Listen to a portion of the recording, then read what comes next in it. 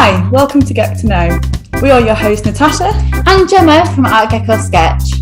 This is a podcast series dedicated to getting to know our art community. From art tips to art advice, we'll be covering it all with a special guest each episode. If you want to hear more about us, our artists, or anything else, message us at Artgecko Sketch on Instagram. And whilst you're there, please don't forget to give us a follow or subscribe to our channels.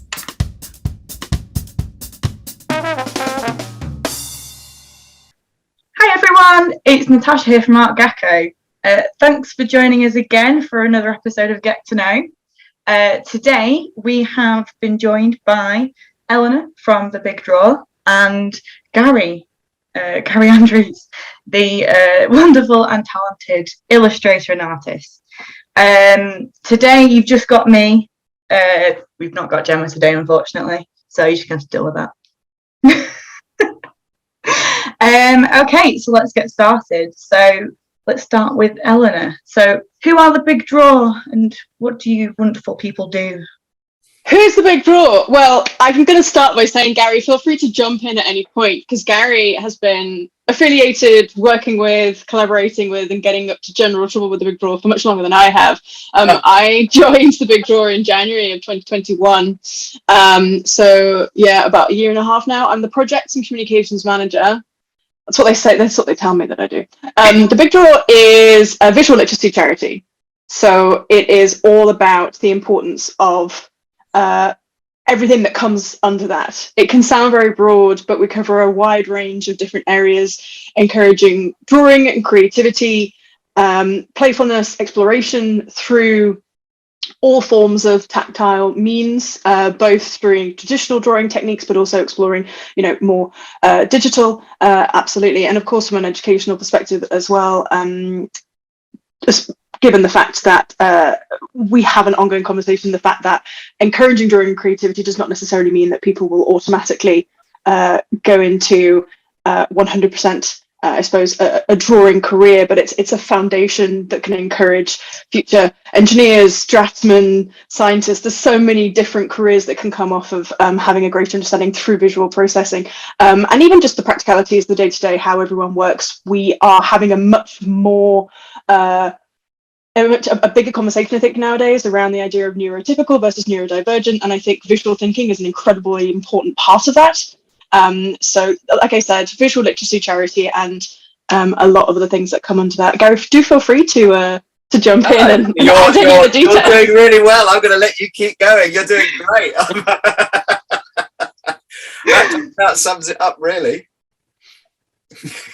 That's amazing. I think it's such an important topic right now. And actually, I was going to say, because we're obviously very interested, because not only do we heavily support The Big Draw, but equally we're very interested in mindfulness and how creativity can help with mindfulness, which is definitely covered within The Big Draw. It was that sort of drew me, if you'll excuse the pun, to it when I was approached by them in the first place to become originally a digital ambassador for them, and since then I've been honoured to be asked to be a patron, which is great. And it was that sort of mental well-being through creativity, that side of it, that I found really appealing and wanted to be involved with. So yeah, it is so important. Incredibly, yeah. Sorry, I feel like you were going to say something now, Anna. No, I was doing the thing where I'm like, have I missed anything out? And of course, I missed mental well-being.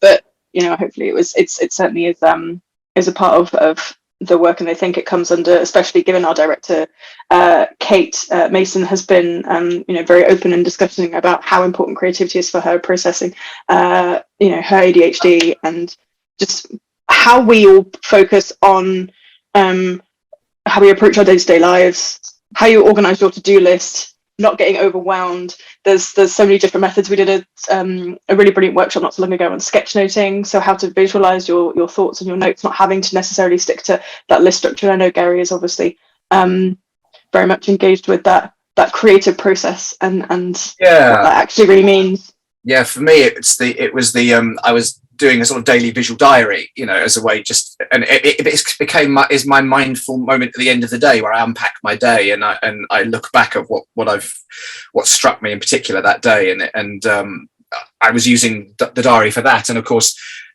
it became significant for me nearly 5 years ago when my wife died, and it became a way of me channeling the grief process and making sense of that, and it became a huge part of my life after, and it was after that Big Draw got in touch, and the rest is history. And now we get you to do some lots and lots of wonderful things for us. It's always Gary's great. We say, Gary, so we're thinking about this thing. We don't know what it looks like, but we're just going to throw some words. He's like, right, I'll be right back, and then just goes off and creates amazing things. It's brilliant. We've done some lovely projects. We had a fantastic one up in Manchester at the art gallery up there, where we were getting people to do doodling, sort of anything that was in their minds that made them happy. It was about finding joy, we called it, things that make simple pleasures. And we had this massive long roll of paper, huge printer's roll of paper, and we started at one, and I did a couple of drawings. Then we invited people who were coming in just to draw on this roll, and we kept rolling it along the table. And every sort of 6 feet or so I'd do another one, and then other people would come, and it was kids, it was old people, it was visitors from abroad, it was everything. And by the end of the day, we had this roll of paper that must have been 20 meters long or so. It was this huge. Wow. It was right across the whole gallery floor, and it was glorious, and just things like that. These sort of events are extraordinary. It's wonderful to look back at stuff like that as well, not just to participate, but equally, there's so much enjoyment that you can get from just seeing how many people have got involved with that kind of stuff, and a varied age range. And it was seeing people come up and go, so what is this? And you're explaining it to them, and they go, oh, and you go on, draw something. They go, I can't, I don't really draw. I say, no, can you hold a pen? Yeah, well then you can draw. Come on, do something. Do a little squiggle. Doesn't have to be anything. Stick man, whatever you want. And they'd get into it, and suddenly they'd be there for half an hour with the pens and the colours, and it was just utterly brilliant. That's brilliant. That's really cool. We went off on one a little bit. We did, didn't we? But there you go. It's fine.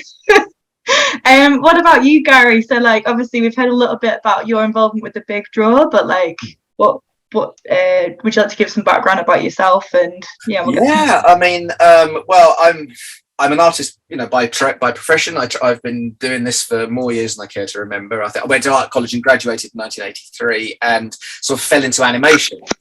So I'm sorry if you can hear a sort of rumbling noise behind me in the background. That's okay. That's people drilling my roof. I fell into animation in 1983, and I've been there ever since. I'm an animation director and storyboarder. I directed Fireman Sam and stuff like that.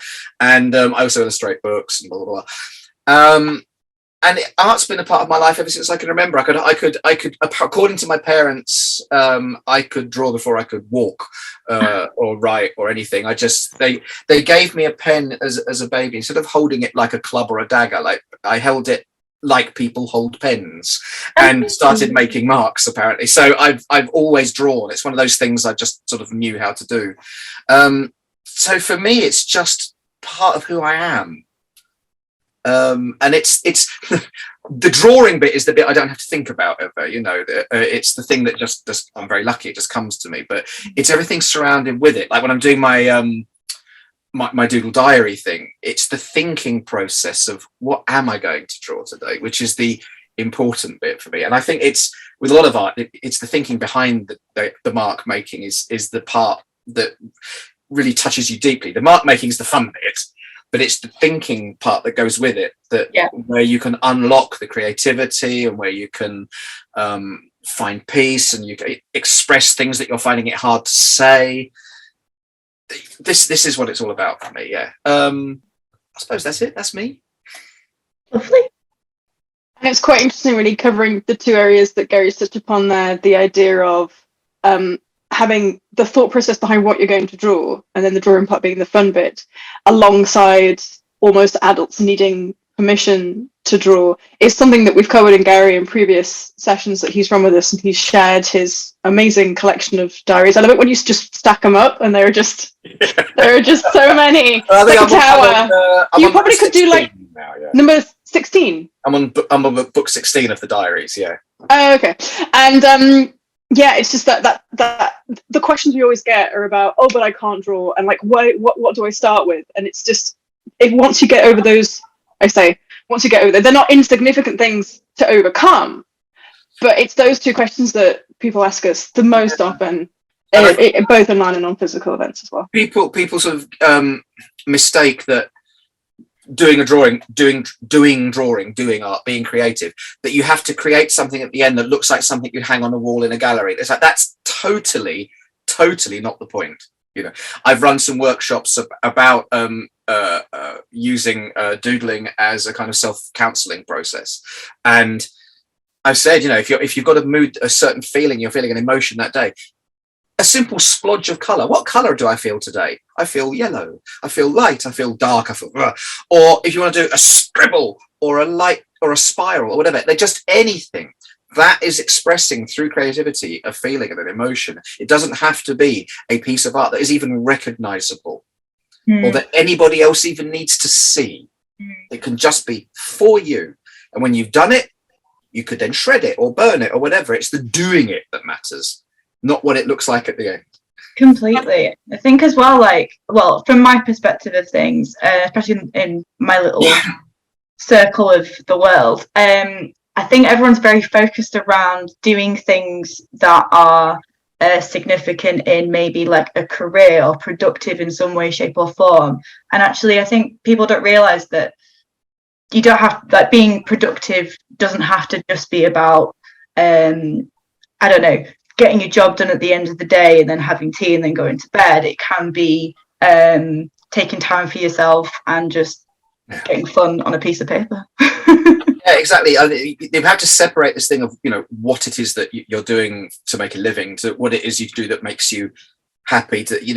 I'm very lucky I have both in one, but you know, you don't, that's not a thing. I mean, I've got a friend who's he's an IT support guy. You know, he's in the office in the day plugging things in and out. He is the best drummer I've ever heard. You know, he's just this amazing, and that's his thing outside of work. You just go, that's what fulfills him creatively, you know, and gets him. I'm sure when he's plugging things in the office and trying to work out why someone's computer's not doing it, in his head it's going, you know, that's sustaining him throughout his other side of his life.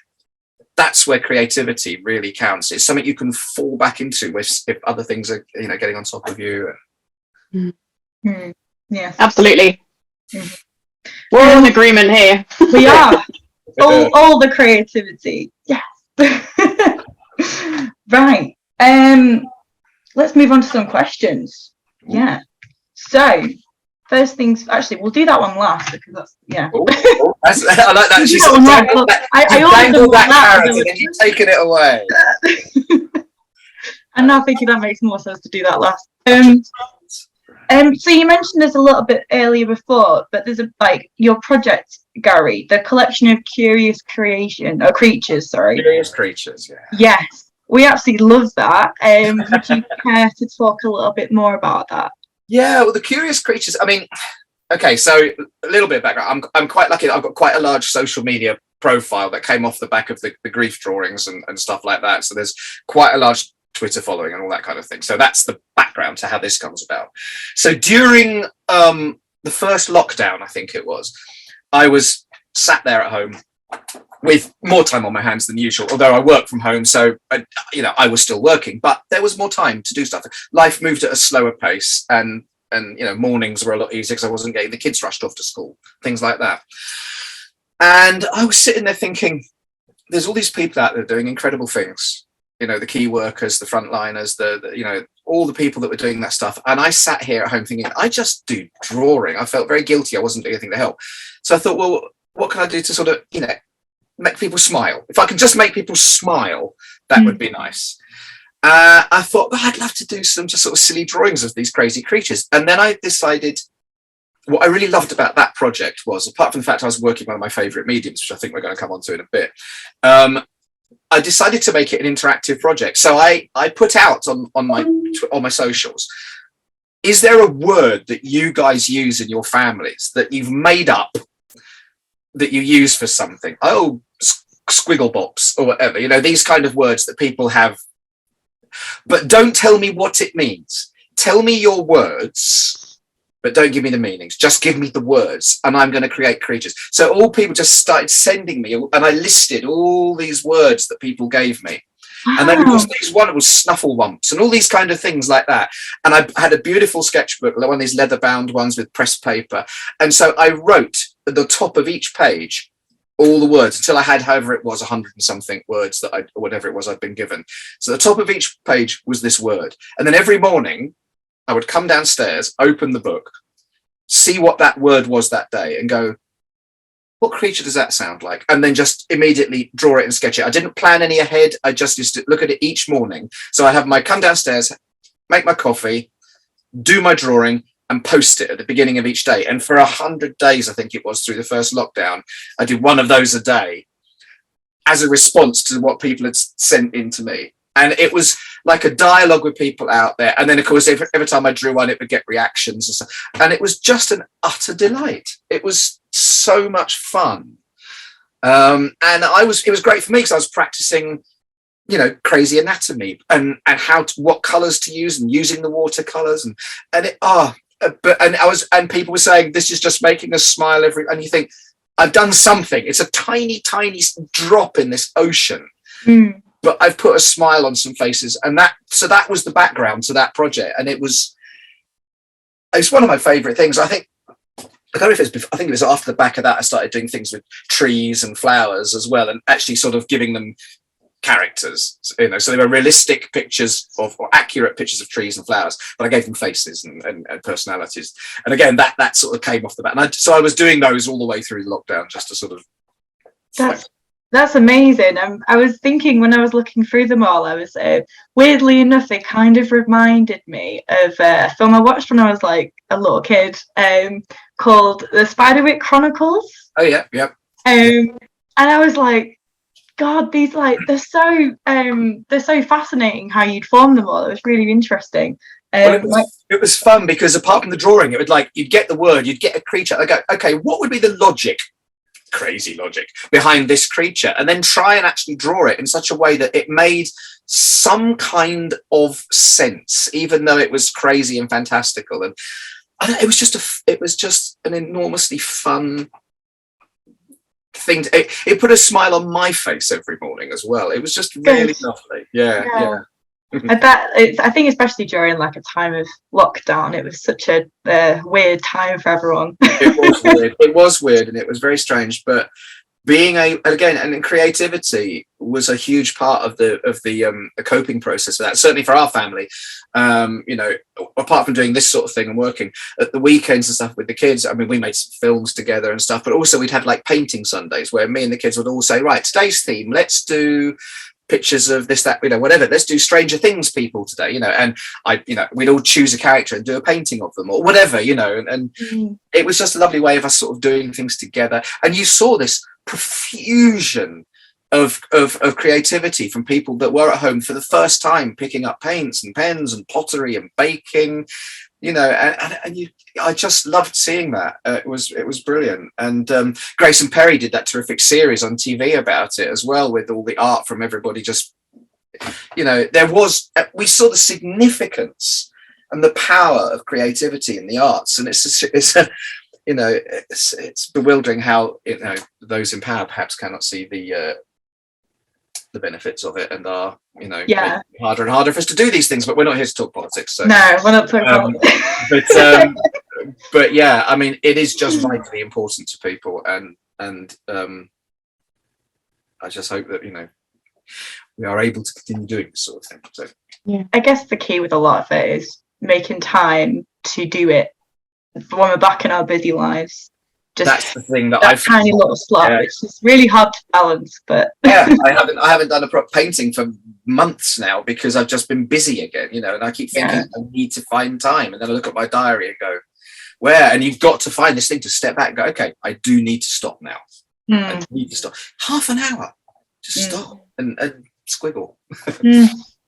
It was certainly something that the Big Draw observed, actually. So the Big Draw also is the organisation behind the Big Draw Festival, which is an annual festival every year, which runs from March to the end of February, and we have a different theme each year.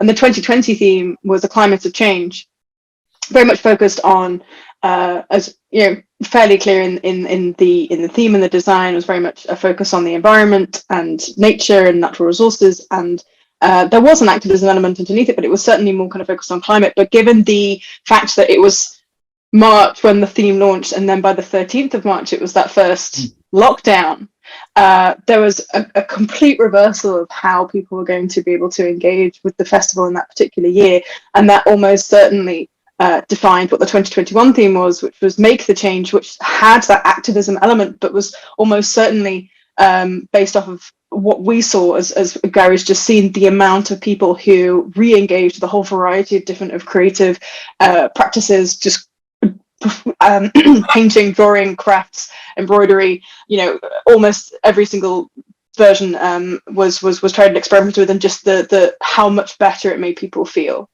And absolutely trying to find that balance is an ongoing conversation that we're certainly here to encourage people to talk about, because 15 minutes, 20 minutes can just make a difference. And it's not necessarily there's lots, you see all these things written out, you must do it every day, but even if you decide to do it just once or twice a week and just kind of build up from there, it can be the smallest thing. You see, don't you, all these things about 20 minutes of exercise a day, or 3 times a week, half an hour to get your fitness going, and all that sort of thing. And people try to make time for that.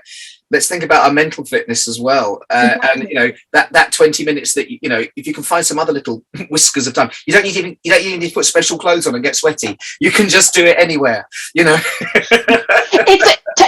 the level of entry so much easier. Piece of paper, pencil. Could even be an Artgecko sketch pad. Exactly. Very easy to get started. We sit down and find time to sit in front of the TV and just sort of go, put a sketchbook on your lap. Well, my doodle that I do every day, I do in front of the TV every night when I'm watching the TV in the evening, whatever, before I go to bed. 9 times out of 10, I've got the telly on while I'm doing it, and it's just a 10-minute thing at the end of the day, and just that 10 minutes a day for me is hugely significant, and we can find it if we really want to. I think that's Exactly, yeah. Just going back a little bit, you were saying how, Eleanor, the Big Draw, you noticed a big difference in within the lockdowns and how you ran the festival. What challenges and what did you notice? How did things impact?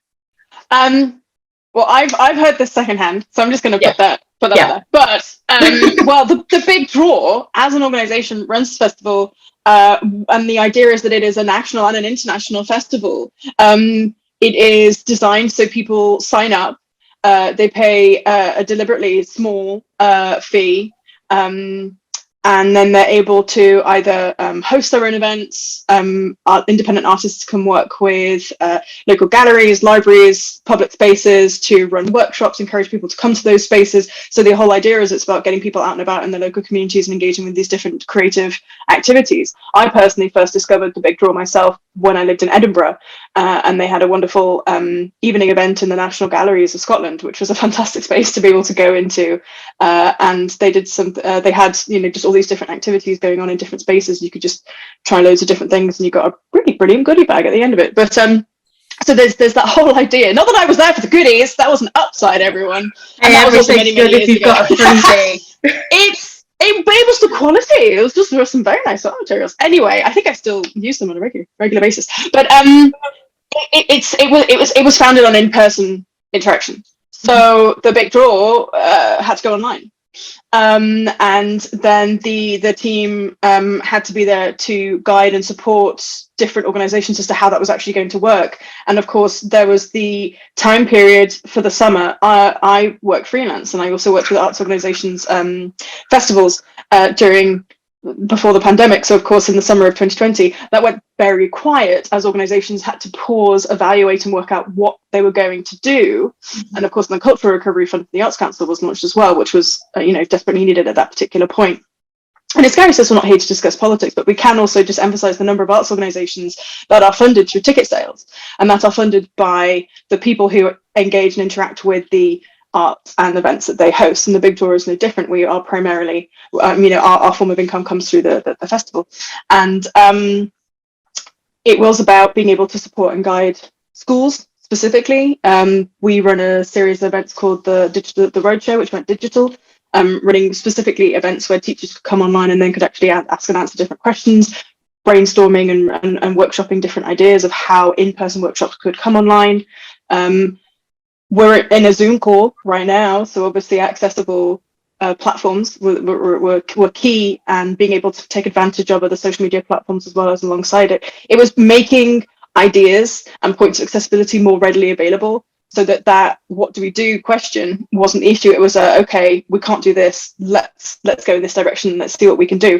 And a really incredible upside was the level of international interaction as well. We've got lots of really lovely engagement from organizations in a whole host of different countries across the US and Canada, Australia. I mean, we have a really brilliant partner in the Netherlands, the Big Draw Nijmegen, where they actually have a series of events that takes place across 5 different cities simultaneously. And Anita, she's fantastic at what she does. But there's just a really lovely international side to the Big Draw, and I think if anything, that certainly increased during 2020. And I have also noticed it's really interesting, that conversation of accessibility within festivals and online event offering, to try not slide back into a 100% in person. It's trying to strike that balance between to engage the local community, but then also making things accessible for people who aren't able to be there physically in person. Yeah, I guess there's always a benefit of there was quite a lot of good and bad that came out of the lockdowns, and that's a very interesting outcome. We kind of found the same because we started our art club, and that was a lockdown thing, and that was very similar. It was really interesting how you just wanted to engage people more, and just have something for people to log into, join, and still feel connected. Yeah, no, it's fascinating. That I was just thinking the same thing, that I love the in-person events. You can get 20, 30 people in a room or whatever and do a thing. Yeah. And you got them there in front of you, and that's lovely. But the flip side was, on some of the Zoom things, you could have 200-300 people, as you say, from all over the world. Yes, you're not in person, but so there were sort of pros and cons, Yeah. It was quite incredible. And now you're getting a lot, I think you touched on this, these blended events where you've got a live event, you've got people in the room, you've also got it Zooming or whatever at the same time. So you're going, thank you all for coming. And those of you who are joining us online, and you've got this mixture of things going on now. This blending is quite fascinating. And I think is here to stay. I mean, I think it's shown us a new way of doing things. Completely, yeah. Just like all the lovely listeners we've got currently. This is the silver lining to the COVID cloud. I mean, we've found these new ways to engage, and hooray! It's nice. Something good comes out of it. Yeah, it's interesting if you think about it, because maybe before the pandemic, there was this point, organizations, especially arts organizations, if they had wanted to create a certain amount of audiovisual content, they would, okay, I'm going to have to put lots of money into this. I'm going to have to get expert advice. I'm going to have to get all this technical equipment that I don't understand. And yes, Zoom is great, but it does. I think audiences are slightly more understanding, slightly more forgiving, that we're not all going to have podcast microphones. Yeah. In our homes, it's not going to be in a way if they can hear Gary's builders.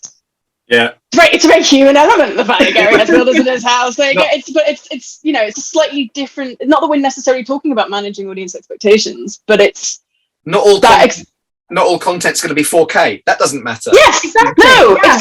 It's not. And they're just. I think there's a bit more understanding around that, a bit more forgiving, especially because just the sheer number of people who have now actually made it themselves or been in part of that process. And I think as well, like the fact that a lot of all of this output isn't necessarily the highest quality, it almost welcomes in more people into it, because it's like, well, I can do that because I can use my webcam on my computer, or it opens it up. It's really good.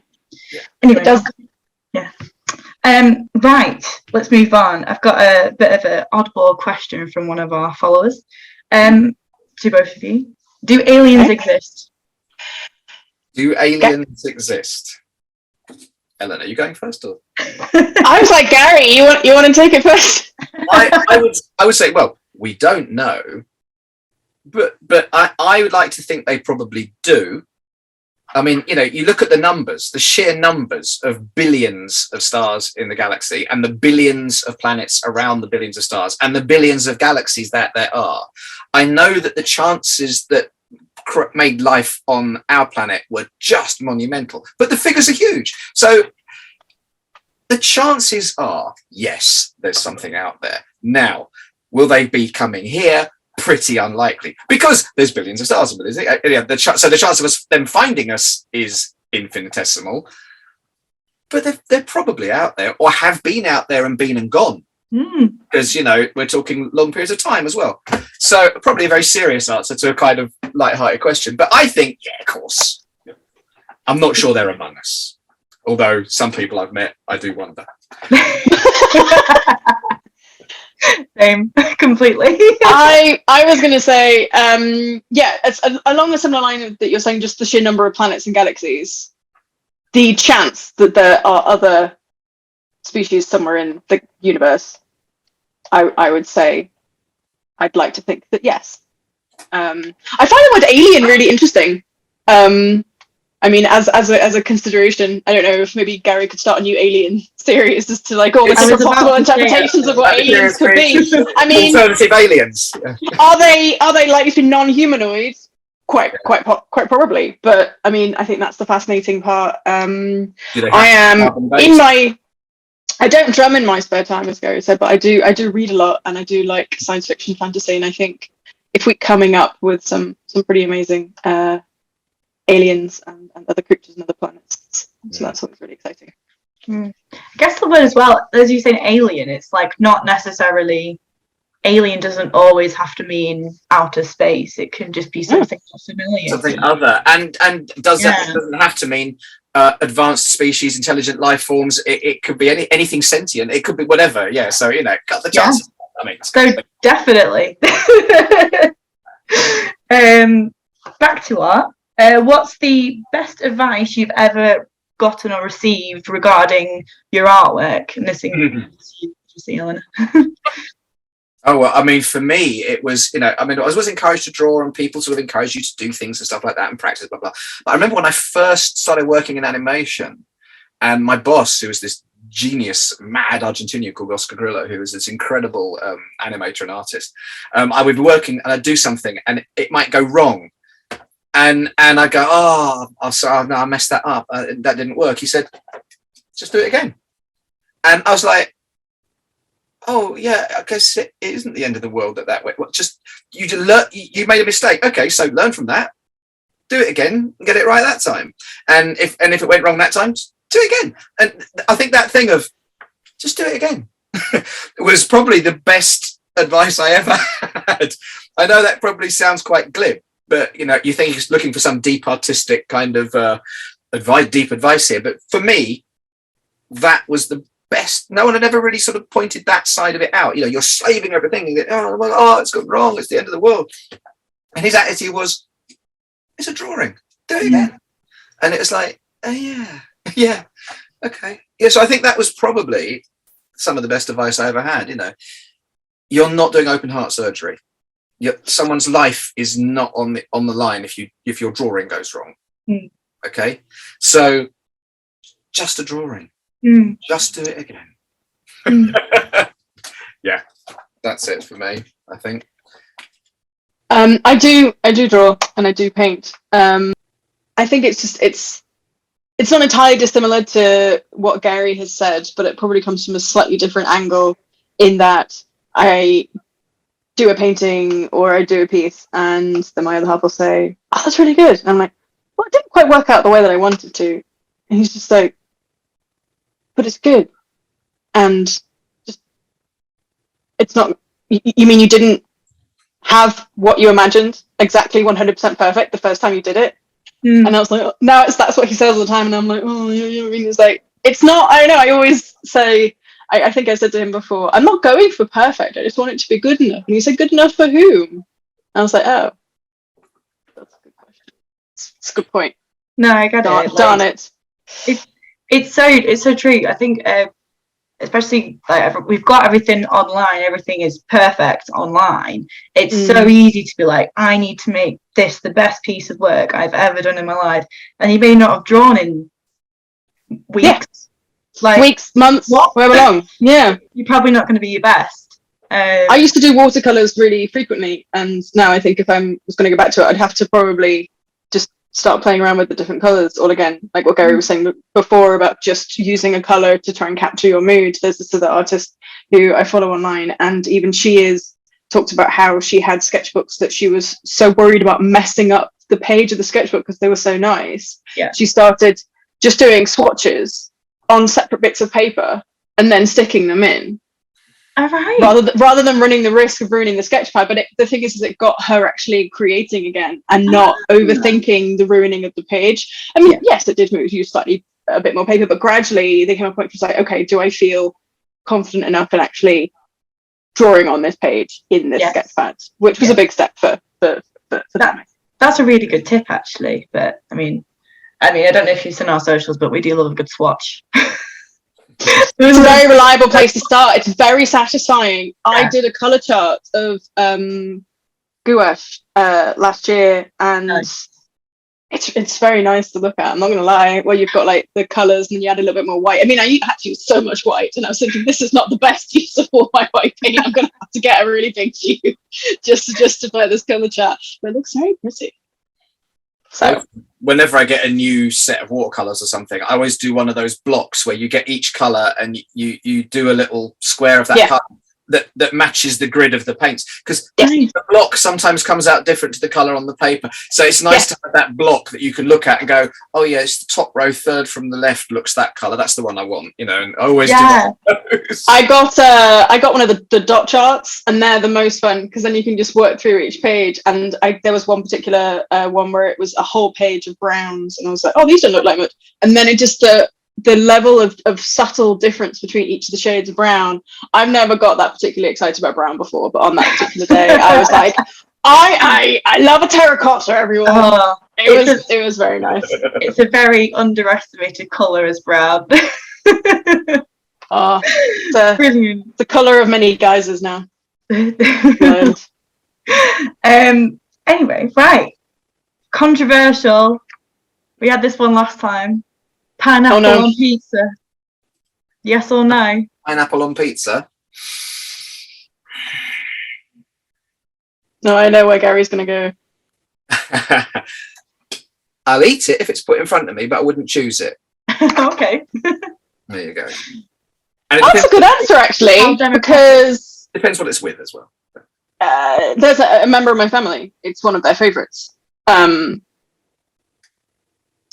But it wouldn't be one I would choose, but I would eat it. I don't have any personal objections to it. I'm not get that pineapple away from me now. But no, yeah, I'm fine with it. But I'd probably go for like a pepperoni or something myself. Oh, interesting. I love how you guys are like, yeah, I'll eat it. Yeah, it's fine. If it's in front of me, I'm just like, no, get it away. Natasha's like, oh, you're not in my camp.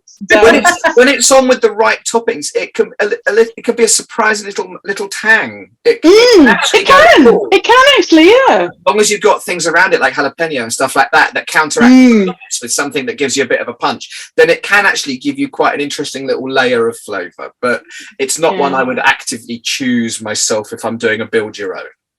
Interesting. Yeah, I feel we may have gone beyond the traditional. I say traditional, the slightly more readily available, just standard ham and pineapple from the supermarket here. Yeah, it's like I have jalapenos in my belly. Jalapenos are great though. Like they are. Yeah, I can't do too many jalapenos. I'm a massive wimp. Sorry. We're good. I'm a massive wimp when it comes to pineapple. So it's all great. You can have my jalapenos, and I'll take your pineapple. There you go. That's a good deal. Sorted. That's a good deal. Yeah. Moving on. How do you keep inspired as an artist over time? Oh, that's a good one, isn't it? God, I'm gonna sound like such a pretentious whatever. Go for it. I just look at the world around me.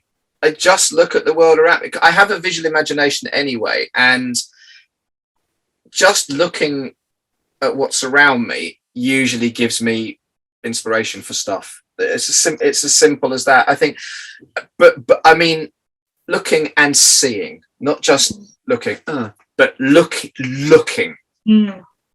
And taking stuff in, and you know, you look at a log and go, oh, look at those shapes in there, look at that, I wonder what could live in there, I wonder what that, and anything, you just literally paying attention to the world is kind of what keeps me inspired. And I suppose also looking at art of people that I admire, and discovering new artists that excite you. Go, oh, I've never thought of that, that's an interesting way of doing things, and then not copying them, but just going, they think that way, and then you go, so what would my version of that, but you know. And yeah, I think constantly an inquiring mind and a inquisitive mind, and just keeping open to anything. Yeah, that's mine. It's almost allowing your brain to wander. Yeah, don't stay tunnel. Don't stay tunnel vision. Just open up to all possibilities and see what's what. And you can always go, nah, that's not for me. Oh, but that is. Yeah. Nice. But what about you, Eleanor? I have to confess, I haven't created anything artistic in a while, and that probably comes under the bracket of I have the old, I wouldn't be able to do it unless I have a good amount of time. And as Gary said earlier, you know, you can do it if you prioritize. And at the moment, I read and write a lot, so I actually have been just focusing on those areas. But it oddly rings a very similar. It strikes a similar note, though, in the fact that I've been reading some books that I have been meaning to get to for so long. And then when you read a story and it is just so well done, and you absolutely fall into this world that's been created and these characters that have been created, and just unpicking all of that and what that all actually kind of brings to mind. And you were saying just then about letting your mind wander, and I think the same idea is like what stories that draw us to them in whatever form of media that they come from, be they from a book or from a TV show or from a movie, and just realizing or just trying to connect those dots as to what you're actually drawn to, but also not necessarily going with the first idea that you have, not sticking to that tunnel vision, but maybe just thinking through a few things and maybe thinking what would be your fourth or fifth or sixth idea and what might that look like. And I think it's just having a greater awareness of the different things that we enjoy, rather than saying I really like reading. I don't know, the first sentence you learn when you do a foreign language in secondary school is like, I come from here and I am this years old and I like this sport and I do reading. And but I think if you go beyond that and like, well, what do you really like reading, what is it about this particular story that really grabbed you? I've just finished a particular series that I think is really, really good. What was it? It's called The Bone Strip Trilogy by R.J. Barker. It's set in a world where it's a series of different archipelagos, and everything is at sea in these ships made of sea dragon bone. And the dynamic and the politics of the whole world are based off these ships and who runs them. And there's a hierarchy, and they don't use the word pirate until much later on, but it has a very strong pirate feel to it. Interesting. So any Our Flag Means Death fans, if you need another series to get your pirates fill, I strongly recommend The Bone Ships by R.J. Barker. It's very visceral. His world is brilliantly described. It's described so well with the good and the bad. It's not like 100%. Yeah, it's definitely visceral for sure. That sounds really interesting. I might actually have to look into that myself. I've sold it.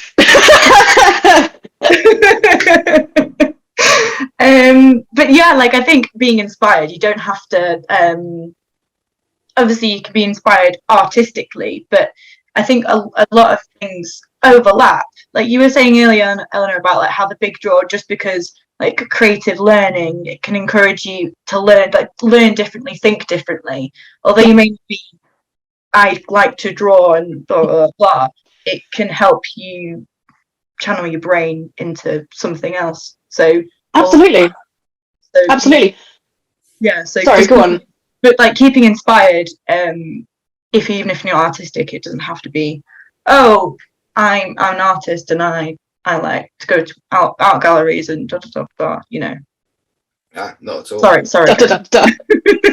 I mean, this is the thing. I mean, I did art in school and I liked it, and I thought about going on to do it after university, school to university. But then it was the question of you have to do the foundation year, and we had family friends who'd gone on to do that, and then I think my parents were, aware of the fact that it came with quite a hefty price tag in terms of resources and materials that you needed to do. And my parents were academic, so it was like, well, the understanding was I would always go to university, but maybe let's do something slightly different.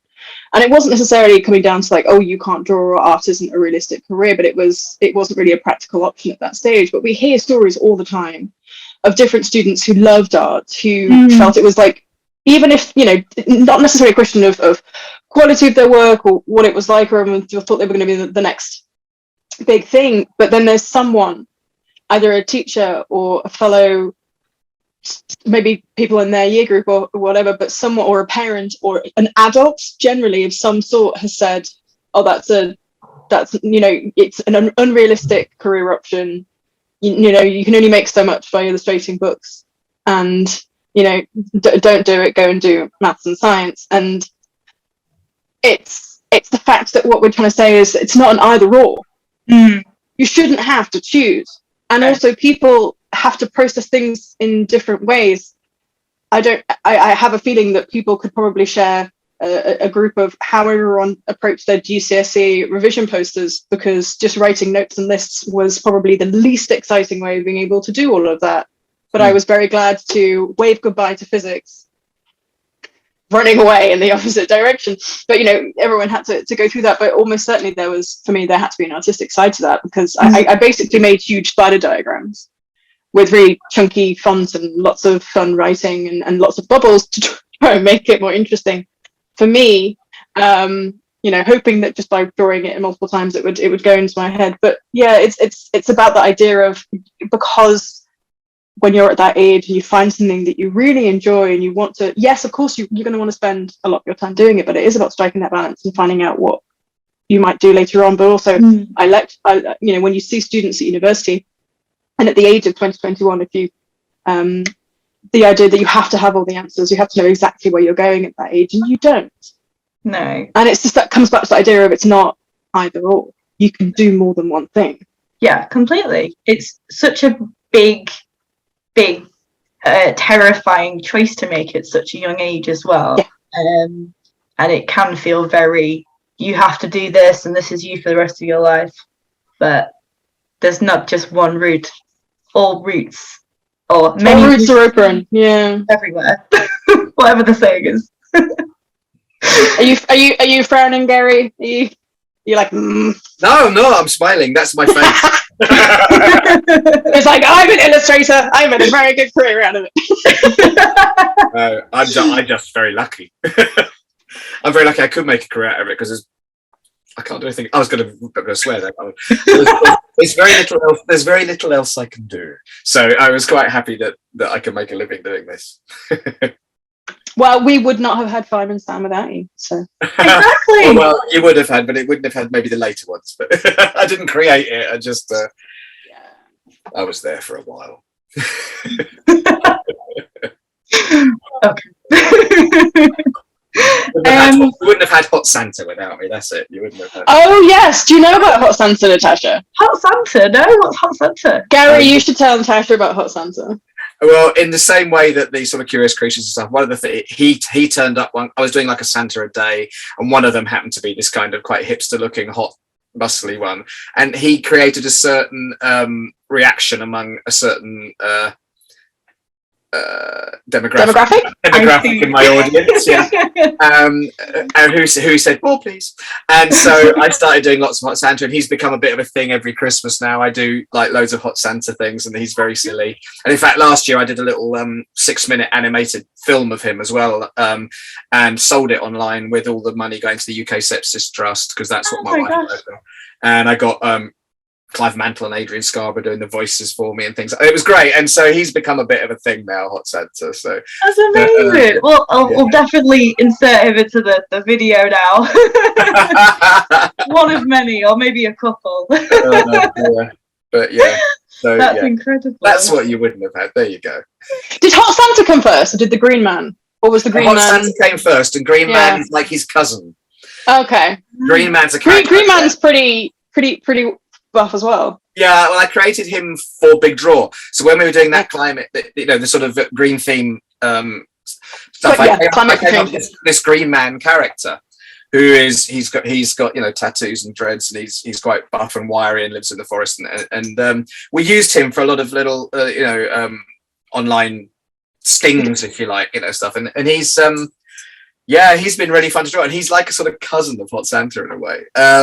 He's the sort of eco cousin of Santa, and I have finished. I don't think you don't know about this yet, Eleanor, but no, I don't think I do. I've just finished writing the book, and I am just over halfway through the illustrations. So within the next sort of 2 or 3 months, the book should be finished for Hot Santa, which will be exclusively available for Green Man, which will be exclusively available through Big Draw. That's quite a good plug, because I didn't even know that was a thing. So. I know. Yeah, there you go. I've been tickling away at it on the side. Does Santa and Kate know about that? They knew I was working on it. They don't know how far I got with it. Oh, okay. Yeah. No, we're a small team at the Big Draw as well. It's really interesting, actually. I think people think that the Big Draw is this huge organization. That we're almost kind of like the Barbican Theatre, the Big Draw. They're very similar. There's 3 members of staff, and we're all part time. And we keep plugging on. But it's a brilliant team, and great fun. But that's fantastic. The Green Man is a brilliant series. I think was it him doing yoga and then having like the little squirrels and everything like sit on him, and they were doing their own little poses. Yeah, it's so sweet. Right, because we're recording this now in May. Yes, we're in May. Yeah. But this will be coming out in October, so everyone will be hearing this in October. So by the time this goes out, hopefully it might be out. So there should be copies of the book available, hopefully through the Big Draw at this moment. Rush! Runs the Big Draw shop, everyone. Run, don't walk. Now that means I've got to get it done in time, doesn't it? Yeah. Or make sure that you can file your pre-orders in because pre-orders are wonderful and and help they help fund and they help the book. But that's fantastic. Thank you, Gary. Yeah. Gary is very good to the Big Draw. And we are eternally grateful. Without wishing to sound again like a pretentious whatever, I've been lucky that I've been born with a gift, a talent, or whatever, an ability to do what I can do, which is no great effort for me. And it gives me a very nice living, and I meet lovely people. And if I can do a little bit back for other people with what I've been given, why the hell shouldn't I? I think you must be a very strange person not to. So that's kind of how that's anyway, enough about that. That's lovely. So that's really, really lovely. Right, so what's your favorite media to use? Strangely, I've used everything, pencils and paints, whatever. My absolute favorite thing to work in is biro and watercolor. The combination of the two. Although things like all the books and stuff I do, look, professional work, I'm working digitally in things like Sketchbook and whatever. And there are some very lovely digital systems out there now which look really real and feel really real when you're working with them, and they're great to work in the job. When you got to deliver files and you got whatever. So that's fine. I love doing that. But in my physical sketchbooks, in the thing, biro and watercolor is heaven to work with. I love a biro because a nice black biro. I won't product place, but there's a particular brand I like using, and I won't say what it's called, but there was a chauffeur on Thunderbirds that shared a name. Anyway, so it's you can press very lightly on your paper, and you just get a really faint mark, which is nice for a bit of underdrawing, and then you go heavier and heavier and heavier, and you can go from almost not there to really black with just that one pen, and it's such a lovely thing, and it's smooth and it rolls and it's great. And then of course the ink of it is pretty water resistant. So once you start hitting the watercolors with that as well, it doesn't run. They sit nicely together because it's not a sort of inky black. It's a slightly softer black. So it's darker than pencil, but lighter than Indian ink. So it sits beautifully with watercolor. And yeah, it's just, there's something, and it's so portable. You got your pen and your watercolors with you. Boom, you're done. Not that messy. I don't know. There's just something about it for me that is very satisfying. I completely agree. I think there's nothing better than a really, really, really nice feeling biro. They're just so smooth. Yeah, couldn't agree more. And I like quite a heavy one as well. The one I use, it's got quite a lot of metal in the case, so you feel the weight of it in your hand. I don't like a light plastic one. I find that they're a bit difficult. I like a chunkier, weighty pen. There you go. Love it. Nice one. Do you have a favourite media to use, or are you? What's your? I probably like stationery too much. Just as a side, and I'm liking stationery too much. I'm just saying. We're all stationery. There are some people who will literally just use anything, Gary. Yeah. I don't know if we know those people. Definitely not the three of us. I'm a black rollable person. Nice. I don't know.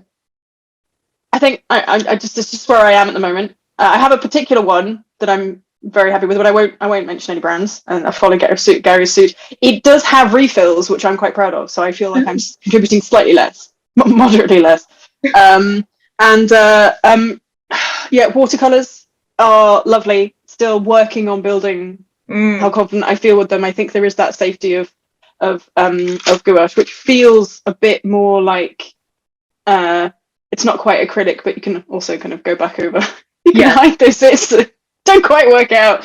Sometimes it's quite fun to play around with both of them together. And earlier this year I kind of got back into lino printing, which is lovely.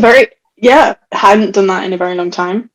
Just to reminding myself what that's like. But yeah. I love lino printing.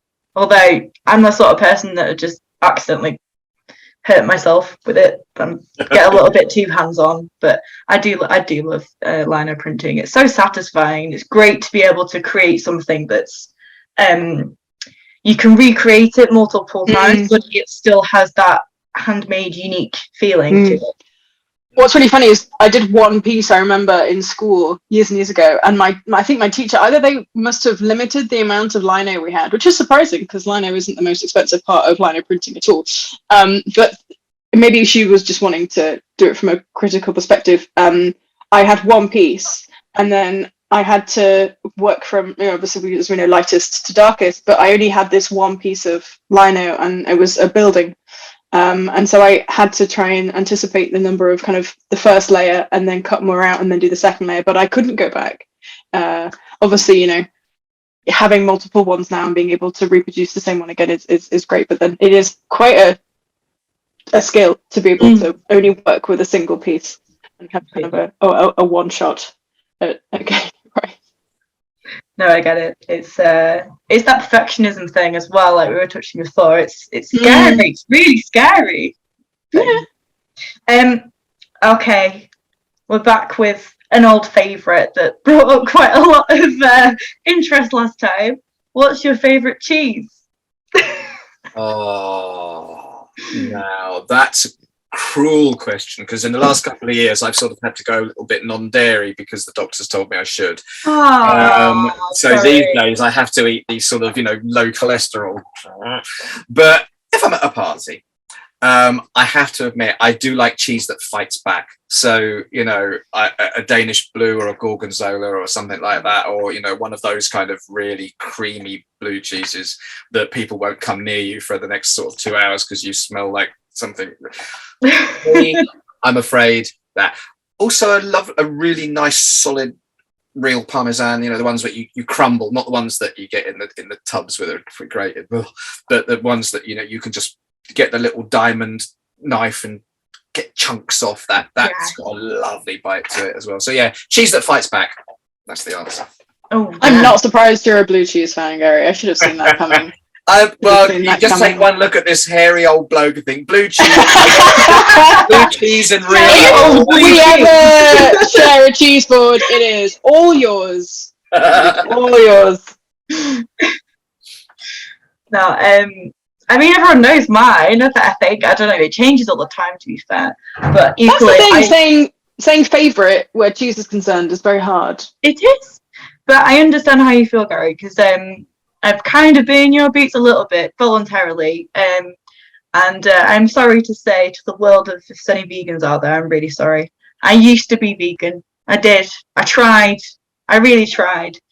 And equally went through the whole world of vegan cheese and trying vegan cheese, or at least healthier cheese. It's not the same. But there's an applewood one, which is really nice, smoky applewood vegan cheese. That's really, really good. And it's a very close texture to normal cheese. If you want to try that. I will look it up. Definitely. Gary, I'll put it on the list of vegan cheeses to try. I have always liked a goat cheese. I think they are very, very tasty. If we're talking particularly Porsche cheeses, then the goat cheese that's very creamy, that's got the ash on the outside. Oh yeah, very tasty. But I do rely, I like a reliable Gouda. And to be honest, when you're not in the UK, when I used to go, I would miss cheddar. It was reliable. A good solid piece of cheddar. Yeah. Because equally, like a good cheddar can hit you in the face a little bit if it's a strong one. Extra mature, extra. Well, those some of extra mature makes itself known. Yeah, love it. Extra mature, so underrated. Brilliant. Oh, I'm really hungry. Yeah, is it nearly lunchtime? Is it nearly lunchtime? Lunchtime, really like that. Almost. I'm going to mainline some cheese now. No, I can't. So, just a quick one. How can people get involved with the big draw if they're interested, and maybe how can you support it if anyone's interested? But secondly, if you just want to get involved and join in with all the fun stuff that you've got going on, how can people do that? Just a quick one. Yeah, sorry, I will be as brief as I can. Go to the website. Boom. Just waffle. There's a variety of different ways you can support or take part in the big draw. We are a charity, and of course, if anyone does want to donate to the big draw, that it would be incredibly wonderful and very generous of you. There obviously are a variety of different ways you can do that. You can straight up donate.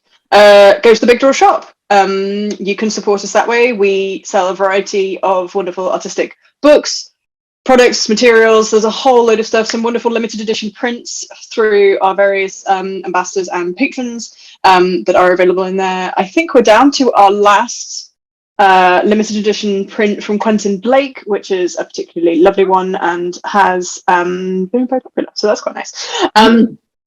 If you want to take part in the big draw, I would strongly recommend looking up big draw events in your area, or if you want to go further afield or check out the kind of online event offerings that are happening, do have a look at those. The big draw themselves, we run a series of different various online events because we want to keep that going. So do subscribe to our newsletter if you want to hear about those. That's the first place you can find. And any independent artists or artistic organisations listening, if you've ever thought about taking part in the Big Draw Festival, that is another brilliant way that you can not only support the Big Draw, but also benefit from the wider Big Draw community.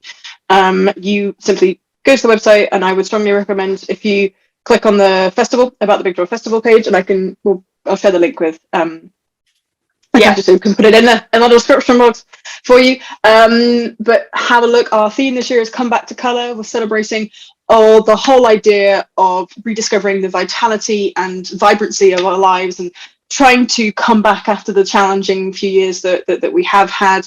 So it's about maybe working with your community to celebrate some kind of colour, maybe surround people with nature, tap into local culture, heritage, experiment. There's just so many different ways that you can explore that different theme. But of course, you don't have to engage with the theme. We would just want everyone to take part. So hosting an event or attending an event for the Big Draw Festival would be absolutely marvellous as well. Of course. And obviously all this month this will be coming out towards the end of the month, but what we should have, hopefully, if I've done my job right, have been shouting and screaming everything about the Big Draw.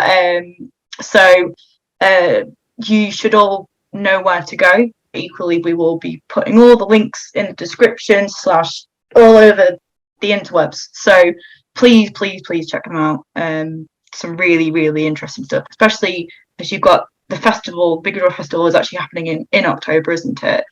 It is what we call, I suppose, the official festival month, and that mainly comes back to the origins of the Big Draw Festival and the way that it started out with as a point of engagement for schools. Understandably, if we launched the theme earlier in the year, it gives teachers the time to be able to incorporate it into the academic program when school kicks back off in the autumn. And also just from different teachers that I've spoken to, the frequency of hosting Big Draw Festival events within schools has now come to the point where the parents accept it as part of the annual calendar and the kids look out to take part in it. So it's really wonderful to be able to see that level of engagement and just the complete uptick in activities going on, and just seeing how creative people can be. It's brilliant. Yes, very good. Right. I think that's everything. I think we may have done it. I think we definitely went off on one there, but I mean, there was some preamble, and I apologise. Don't worry. We're all guilty of that. If you're still listening, thanks for listening. You stuck with us this far. Thank you very much. Yes, thank you. Please make sure to, as I said, check out the Big Draw and Gary and all the wonderful things that are going on. Thank you so much, both of you, for joining. It's been a pleasure. It's been loads of fun. And yeah, make sure to like and subscribe, share, comment, all of the technological things. I don't know. All the stuff. Yeah, thanks very much, guys. And yeah. Hooray! Did it! Yay!